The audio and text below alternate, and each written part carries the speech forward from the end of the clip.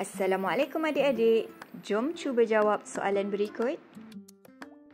Perkara yang dilarang ketika hadas kecil ialah apa?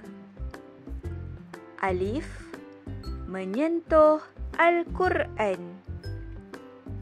Ba, puasa. Jim, talak. Dal, berada di dalam masjid.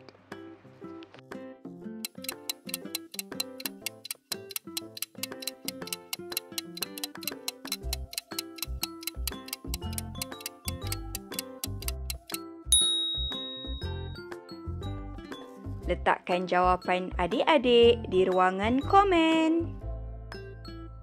Jangan lupa like, komen, share dan subscribe untuk soalan seterusnya.